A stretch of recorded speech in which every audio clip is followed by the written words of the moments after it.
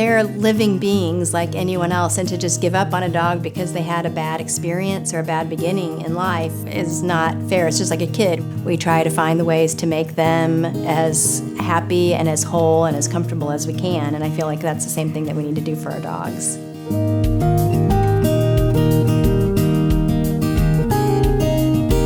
Most of what I do here is work with our Confidence College dogs, which is a program we have here for our shy and fearful dogs who are not quite ready for adoption. We work with them to help them build confidence and to learn to trust people and be ready to be more successful in an adoptive home. Wayside Waifs did such a great job with Sly and Confidence College. I mean, you would never know that we hadn't had him since he was a puppy.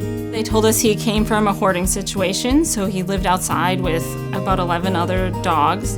We tried to introduce him slowly to a lot of new things, going to the dog park, meeting new people on the street.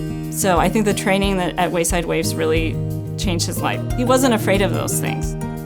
It's not so obvious on what's going on in their mind, and I always think of behavioral health as mental health. Wayside is kind of on the forefront of that part of it. We have decided to build them their own separate building. They'll have exercise time, they'll have enrichment, and it'll be the same routine every single day. We will be the only Midwest shelter that has a behavioral building dedicated to these kind of dogs. A lot of people assume that any dog who's fearful has been abused, but it's not really the majority of the time. It's a lack of socialization, where they were not given that key period as a puppy to learn that the world is a pretty cool place.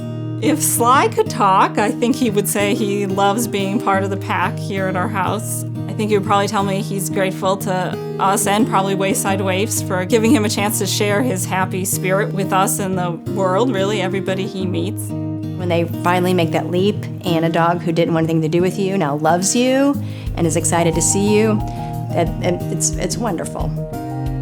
Once we get everything perfected, then we can start helping other shelters with their behavioral dogs. I'd like people to know when they donate to Wayside Waifs, they're helping improve the dogs' lives, but also the lives of the people that are lucky enough to adopt them. This is why we're here, because we just took this dog that probably would have at some point been euthanized, and now it's going home with a family that's going to love it for the rest of its life.